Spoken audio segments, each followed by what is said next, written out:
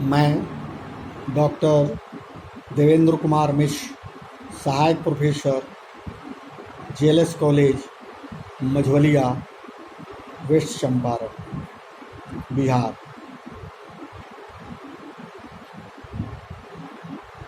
अभी राज्य, पूरा देश और पूरा विश्व कोरोना महामारी से संक्रमित है। आज के समय में बिहार के साथ साथ भारत में प्रत्येक दिन कोरोना मरीजों की संख्या काफ़ी तेज़ी से बढ़ रही है।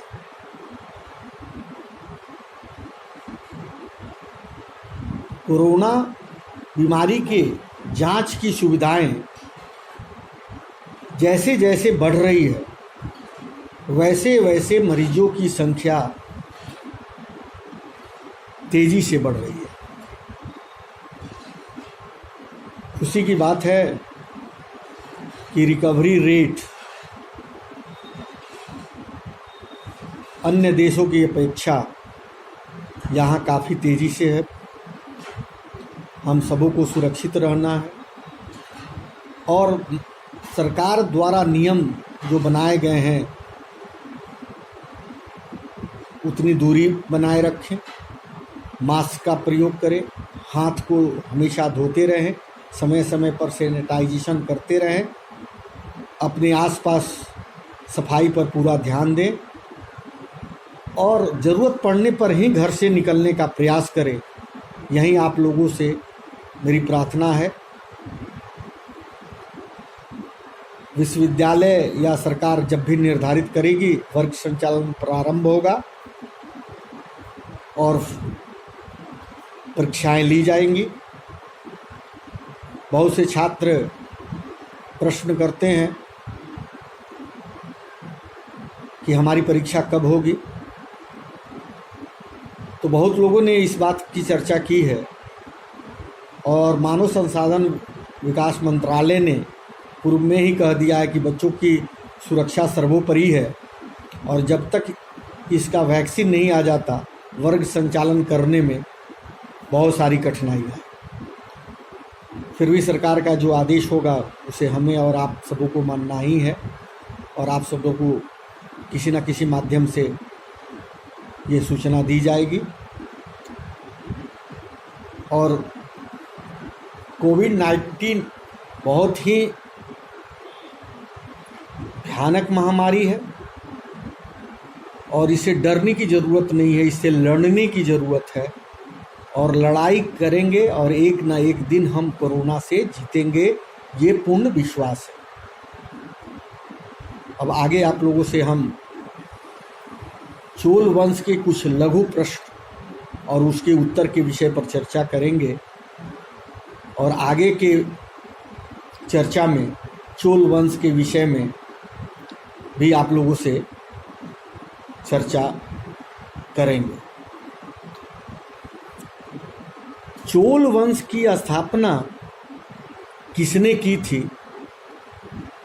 तो चोल वंश की स्थापना विजयालय ने की थी। इसका सही उत्तर है, चोल वंश की राजधानी कहाँ थी? तंजावुर, तंजौर चोल वंश की राजधानी थी। विजयालय ने कब और कब तक शासन किया? जिसने चोल वंश की स्थापना की थी उसके शासन का अवधि क्या था? वो कितने दिनों तक शासन किया था? तो उसकी शासन की अवधि 550 ईस्वी से 875 ईस्वी तक थी। कितने तक? 550 ईस्वी से 875 ईस्वी तक विजयालय की शासन की समय सीमा थी। विजयालय के बाद राज सिंहासन पर कौन बैठा? इस शासक के बाद, विजयालय के शासन के बाद उसके राज सिंहासन पर किसने बैठा? तो विजयालय का पुत्र आदित्य प्रथम उसके शासन पर बैठा, शासन किया। विजयालय के बाद राज सिंहासन पर उसका जो पुत्र बैठा था आदित्य प्रथम, उसका शासन का समय सीमा क्या थी? उसके पुत्र जो शासक बना उसकी अवधि शासन की कितनी थी? तो 875 ईस्वी से 907 ईस्वी तक उसका शासन रहा। किसका? आदित्य प्रथम का। आदित्य प्रथम का शासन, जो चोल वंश का शासक था, उसका ये पीरियड रहा। आदित्य प्रथम के बाद चोल राजगद्दी पर कौन बैठा, कौन सा शासक बैठा, उसका क्या नाम था? उसका नाम था परांतक प्रथम। क्या नाम था? आदित्य प्रथम के बाद जो शासक बैठा उसका नाम था परांतक प्रथम। मदुरै कोंड की उपाधि किस चोल शासक ने धारण की थी? इसका सही उत्तर होगा परांतक प्रथम। चोल वंश का प्रथम सर्वाधिक प्रसिद्ध शासक कौन था? चोल वंश का जो पीरियड रहा उसमें सबसे सर्वाधिक प्रसिद्ध शासक कौन था? तो इसका सही उत्तर होगा राजराज प्रथम। क्या होगा? राजराज प्रथम। राजराज प्रथम कौन सी उपाधि धारण की थी? राजराज प्रथम को कौन सी उपाधि प्रदान की गई थी? तो उसको शिवपाद शेखर की उपाधि दी गई थी। चोल वंश के किस शासन ने तंजौर में द्रविड़ वास्तुकला शैली के अंतर्गत विश्व प्रसिद्ध मंदिर राजराजेश्वर का निर्माण कराया? चोल वंश के किस शासन ने तंजौर में द्रविड़ वास्तुकला शैली के अंतर्गत, किस शैली के अंतर्गत? द्रविड़ वास्तुकला के शैली के अंतर्गत विश्व प्रसिद्ध मंदिर, भारतवर्ष प्रसिद्ध नहीं, विश्व प्रसिद्ध मंदिर राजराजेश्वर का निर्माण करवाया राज प्रथम ने। राजराजेश्वर मंदिर को भी किस नाम से जाना जाता है? बृहदीश्वर मंदिर के नाम से जाना जाता है। राज प्रथम ने कब से कब तक शासन किया? राज प्रथम ने कब से कब तक शासन किया? तो इसने 985 ईस्वी से 1014 ईस्वी तक राज किया। राज प्रथम के बाद चोल वंश का उत्तराधिकारी कौन हुआ? किसके बाद? राज प्रथम के बाद चोल वंश का उत्तराधिकारी कौन हुआ? तो राज प्रथम का पुत्र राजेंद्र प्रथम वहाँ का शासक बना। राजेंद्र प्रथम ने बंगाल के पाल वंश के शासक महिपाल को पराजित कर कौन सी उपाधि धारण की थी? किसने? राजेंद्र प्रथम ने बंगाल के पाल वंश के शासक को महिपाल को जब उसने परास्त कर दिया, उसके बाद उससे क्या उपाधि धारण की थी? गंगईकोंड चोलम उपाधि राजेंद्र प्रथम ने प्राप्त की थी। गंगईकोंड चोलम का अर्थ क्या होता है? क्या बताएंगे आप?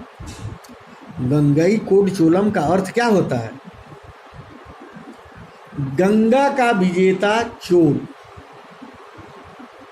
राजेंद्र प्रथम ने कब से कब तक का शासन किया? तो राजेंद्र प्रथम ने 1014 ईस्वी से 1044 ईस्वी तक राज किया। राजेंद्र प्रथम के बाद चोल वंश का शासक कौन हुआ?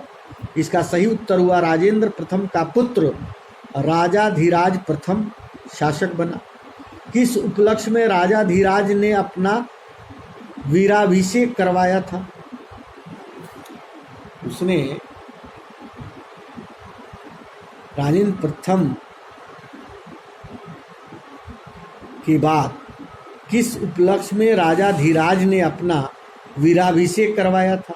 तो चालुक्य नरेश सोमेश्वर को पराजित कर चालुक्य राजधानी कल्याणी पर अधिकार करने के उपलक्ष्य में उसने वीराभिषेक करवाया था। राजा धीराज प्रथम ने कब से कब तक शासन किया? तो 1044 ईस्वी से 1052 ईस्वी तक राज किया। राजा धीराज प्रथम के बाद चोल वंश का शासक कौन हुआ? तो इसका सही उत्तर होगा राजाधिराज प्रथम का छोटा भाई राजेंद्र द्वितीय वहाँ का शासक बना। राजेंद्र द्वितीय ने कब से कब तक शासन किया? तो इसकी शासन की अवधि थी 1052 ईस्वी से 1064 ईस्वी तक। राजेंद्र द्वितीय के बाद चोल वंश का शासक कौन हुआ? इसका सही उत्तर होगा वीर राजेंद्र हुए। चोल शासक के किस कारण से प्रसिद्ध हुआ था? इसकी जल सेना बहुत ही सुदृढ़ और शक्तिशाली थी। क्या चोल वंश की जो जल सेना थी वो काफ़ी समृद्ध थी, काफ़ी शक्तिशाली थी, इसीलिए चोल शासक प्रसिद्ध हुए। त्रिभुवन का कंपहेश्वर मंदिर का निर्माण किस चोल शासक ने करवाया था? इसका सही उत्तर होगा कुलोत्तुंग तृतीय ने करवाया था। दक्षिण भारत का मंदिर किस लिए प्रसिद्ध है? दक्षिण भारत का मंदिर किस लिए प्रसिद्ध है? तो आप देखते होंगे कि स्तंभों पर वो वहाँ के मंदिर होते हैं, तो ये स्तंभ के लिए काफ़ी प्रसिद्ध है। द्वार समुद्र पर ऐरावतेश्वर मंदिर का निर्माण किस चोल शासक ने करवाया था? इसका सही उत्तर है राज द्वितीय ने इसका निर्माण कराया था। चोल शासकों ने अपनी दूसरी राजधानी कहाँ बनाई थी? दूसरी राजधानी उसने कहाँ बनाई थी? कांचीपुरम में। कहाँ? कांचीपुरम में। चोल वंश का दूसरा सर्वाधिक प्रसिद्ध शासक कौन था? राजेंद्र चोल। राजेंद्र चोल जो राजेंद्र प्रथम जो था वो सर्वाधिक प्रसिद्ध शासक था। चोल साम्राज्य का सर्वाधिक विस्तार किसके शासनकाल में हुआ था?